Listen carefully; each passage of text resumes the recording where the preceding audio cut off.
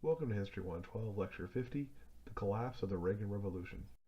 Starting in Reagan's second term, there is a real-world realignment as the Soviet Union begins to fall, and one of the first big factors there is the emergence of Mikhail Gorbachev, and he is going to transform Soviet politics with a couple of dramatic initiatives. Glasnost, or openness, is going to be the dismantling of many of the repressive mechanisms that have been daily parts of Soviet life for a half century, and the other one is perestroika or reform, which is an effort to restructure the rigid, unproductive Soviet economy and introduce elements of free market capitalism like private ownership and profit motive, and that's also going to ultimately touch aspects of Soviet foreign policy as well.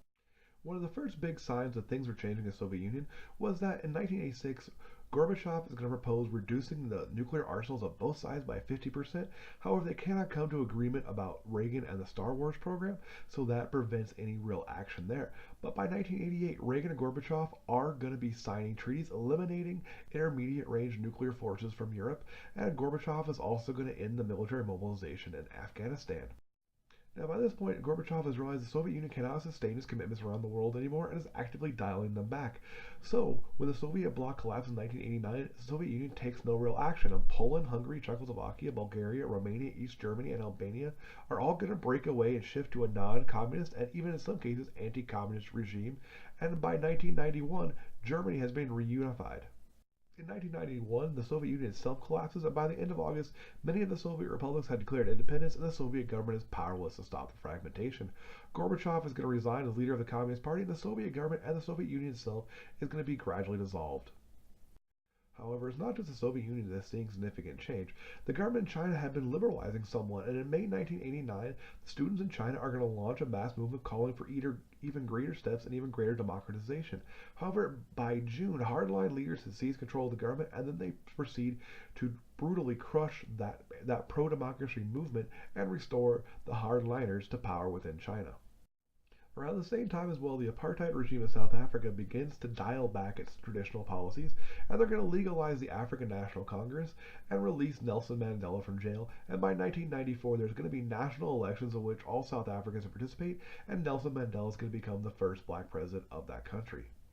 In addition to these international events, the domestic context is changing as well, and Reagan's personal popularity is going to deflect from a series of scandals, but they're still going to be very damaging to his movement.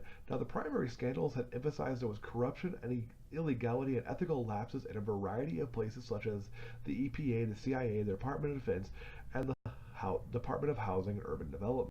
By far the biggest scandal of all was the Iran-Contra scandal, and in November 1986 it came out that the White House had sold weapons to the revolutionary government of Iran, and they had done so without informing Congress. Now, the point of this arms deal was to help secure the release of several American hostages, but this ultimately came to nothing. Now, since they had done this without informing Congress, the White House decided to take that money that no one knew anything about and use it to fund the Contras in Nicaragua who were fighting against the socialist government there. Now, the effect of all of this is that there's a highly publicized series of congressional hearings. It's exposing a series of secret activities by the White House, and many of those secret activities center on advancing policy aims through means that aren't strictly speaking legal.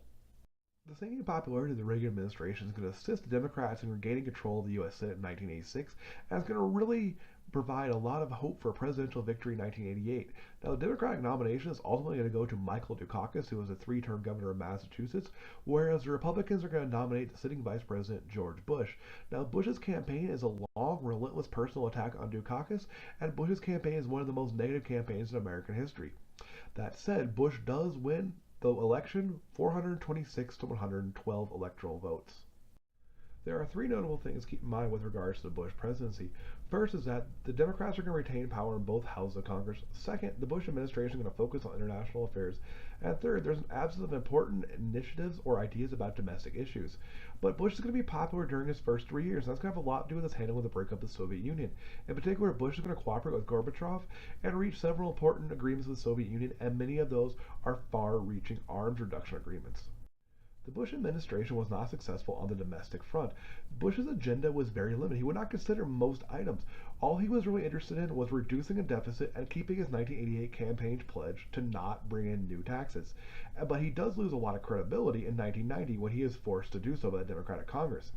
Now, Bush and the Democratic Congress are going have very different goals, and they're going to have very divisive positions on cultural issues like abortion and affirmative action, and generally speaking, has had a very poor working relations with the Democratic controlled Congress.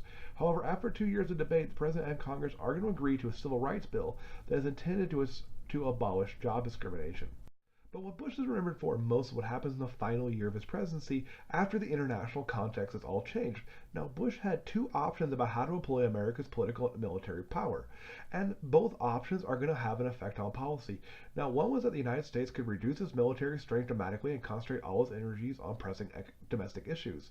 The second option was that America could continue to use its power actively, but not to fight communism, but rather protect its regional and economic interests. So in 1989, that's going to lead to things like the unpopular order to invade Panama and overthrow the military leader there and install a new pro-American regime. But 1990 is going to get us into the Middle East. And in 1990, the armed forces of Iraq are going to invade their oil-rich neighbor, the Emirate of Kuwait. And soon after, the leader Saddam Hussein is going to announce the annexation of Kuwait and send his forces to entrench there. Now, Bush is going to try to persuade most important governments in the world, such as the Soviet Union, even though it's in decline, and most of the Arab Islamic states to join the United Nations sanctioned trade embargo of Iraq. And November 29th, the United Nations is going to go ahead and authorize military action to expel Iraq from Kuwait if Kuwait is not voluntarily evacuated by January 15, 1991. On January 12th, both houses of Congress are going to vote to authorize the use of force against Iraq. And on January 16th, American and Allied Air Force are going to make massive bombardment of Iraqi forces in Kuwait and of military and industrial installations in Iraq itself. On the night of February 23rd, there's going to be an Allied force under the command of General Norman Schwarzkopf is going to commence a major ground attack. And there was quite a bit about this attack that came as a surprise to the Iraqi army, and the Iraqi army quickly crumbles. And as a result, the Allied armies found very small casualty numbers, only 141 fatalities, and the Gulf War itself ends on February 28th. Now, when Bush goes to run for re-election in 1992, he is riding the high popularity that followed the brief Gulf War and the massive American victory there. However, there's a deep recession in 1991. The administration is doing very little to address it. Now, as a result of Bush's popularity being so high when the campaign begins, a lot of leading Democrats decide they're not going to run, and Bill Clinton, who is a very charismatic man from Arkansas, is going to come out as the front runner. Now, Clinton is going to build a lot of support due to his charisma at the same time as the long deep recession is eroding a lot of support from Bush. Now, what's going to complicate all this is the emergence of a third-party candidate in the form of Ross Perot. And Ross Perot is going to launch a far-right attack on Bush's economic policies.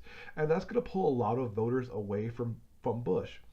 Now, Perot is going to drop out of the campaign. He's very hostile with the media and so on, but he's going to come and go, and he's going to pull enough votes that it's going to mean that Clinton is going to win a clear but hardly overwhelming victory. And in the three-way race, Clinton is going to receive 43% of the vote to Bush's 38%, whereas Perot is going to take 19%. Had it not been for that third-party candidate, we may have had a very different outcome in that election. So what's the big idea here? Well, there's major changes in the world, especially among communist regimes, with China becoming stronger and the Soviets collapsing. Now, Bush is going to come into this in 1989 as our new president, and he is going to do a lot internationally, but importantly, he does very little domestically. And his inability to address the deep recession in the United States and the introduction of a third-party candidate are going to cost him re-election. See you in the next lecture.